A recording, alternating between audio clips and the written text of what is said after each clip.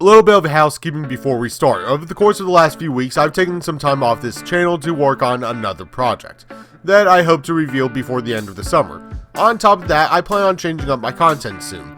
I'll still be making reviews, but I want to add more to them. Some humor, more often than my once in a blue moon that I've done, and more custom art. Soon enough, I'll be making some new avatar stills, and hopefully that won't be too long on. With all that being said, on to the review. So, I've been watching a lot of King of the Hill recently, and no, it's not because it does really well on YouTube, and there's a continuation in the works that may or may not come out. In truth, I talk about shows that I'm watching or just enjoy a lot. Yes, there is the odd show that I haven't seen before making a video on them, but those are rare. So rare that I've only done it twice, Steven Universe and Future being those times. Now, the more I watch King of the Hill, the more I want to talk about it. There's several episodes I would love to talk about in the future, and some I even plan on tackling later this year. But for now, let's talk about the episode Apres le Deluge, I think. I'll be honest, I have no clue how to pronounce this episode's name. We open to the gang standing outside in the rain. Bill is depressed, and their radio sounds off a flood warning. Everyone's getting ready to head to the school for shelter, and Bill is getting ready to drown in his home. Hank, while rounding up his family, warns Peggy that Bobby could regress to a more childlike state due to shelter shock, before doing one last sweep of the neighborhood. Also, Luann gives probably the best line in the episode before disappearing from it entirely. It's like God took our picture before he kills us. The monotone delivery on that is beautiful. Peggy rushes her family out as Hank finds Bill in his home. He orders Bill to go to the school with Peggy and finishes his rounds by dropping off the neighborhood's pets at a shelter. Now, on his way to the school, Hank gets cut off as a river of water blocks his path and abducts a green punch buggy. Neon, I'm in the middle of something. What? It's in the rules. You're also supposed to say no punch back. What? Anyway, Hank's forced to find a higher path to the school and ends up at the reservoir, where he ends up as the de facto person who has to decide whether or not to relieve the stress on the dam from the flood, because the person who is supposed to be at the dam left to lower ground. Hank has to use his best judgment on the dam because if he opens it, he floods a few homes and businesses, a very bad thing for the people who own them.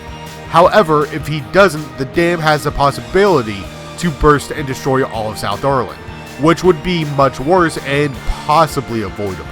Now, back at the school, Connor's planning to become the highest person in the shelter, having the best plot gym and the most items.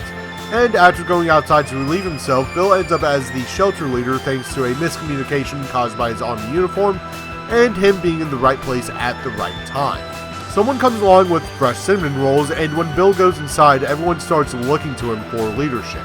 Meanwhile, Dale starts trying to build an ark to save himself and his family from a biblical-style flood. Back with Hank, he is stuck between a rock and a hard place where he decides to release the floodgates in hopes of saving all of South Orland. We cut between Hank's hard choice with Bill's choice of which Kool-Aid to make, of which Bill chooses cherry. Clearly, Bill had the harder decision because, as we all know, when it comes down to it, you're either a red Powerade person or a blue one. And the only thing we'll agree on is that the other side is wrong. So, Bill, through his light decision-making, has won over the people. Peggy enters a state of shelter shock after sending Bobby away with his school keys, just in time for Bill to be notified about the destruction that Hank caused, which is also just in time for Hank to get to the school. Hank immediately tries to take control of the situation, which is currently under control.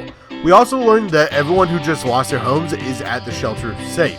Hank is unable to take control as he reveals he was the one who destroyed their homes, but Bill does try to help in giving Hank a chance to explain himself.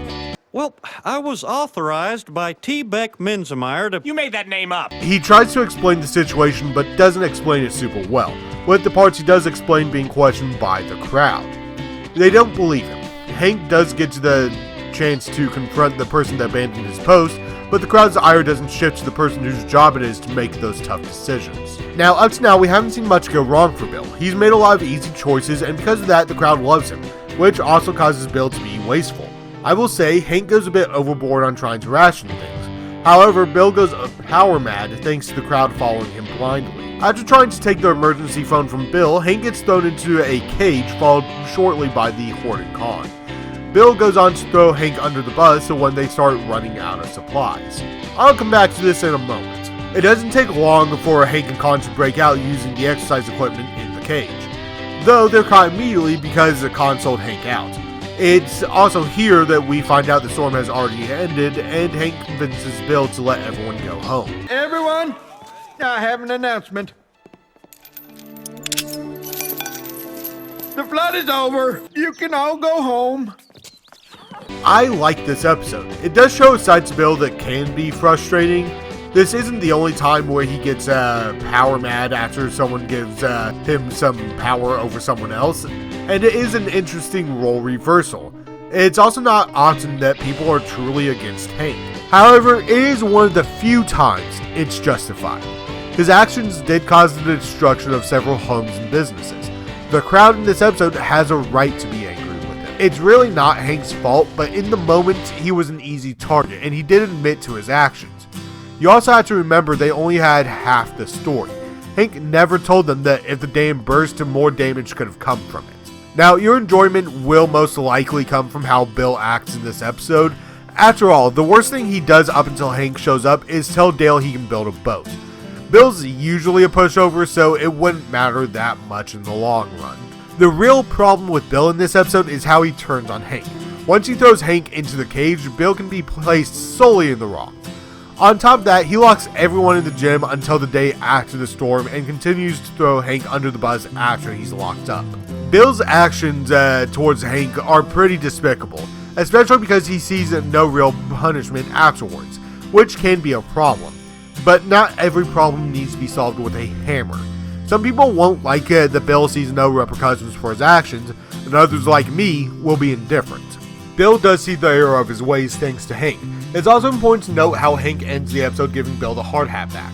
Hank knows Bill very well, and they've known each other since they were kids. So Hank does know when to talk to Bill, even if he doesn't always do it right away, and if he doesn't know what to say. Hank's a good friend in this episode. He doesn't turn on Bill even when he deserves it, and he even gives Bill the choice to go out on top. I really like this episode, primarily because I like episodes that can be role reversals like this one. Generally, a role reversal would be a body swap episode or one where two people switch jobs, like when the kids go to work and the parents go to school. They can be a lot of fun when done right. I also like episodes that have heavy storms in them. Hard to explain, but I always liked storms as a kid. Heavy rain's actually my favorite type of weather, so for some reason, it hits a nostalgic portion of my brain. So I am more drawn to these types of episodes. But what do you guys think about this episode? To my knowledge, the only other person to review this episode is Alpha J, so I'm curious what other people think. Also, if you like this video, please subscribe, it helps, and check out some of my other videos. Thanks for watching.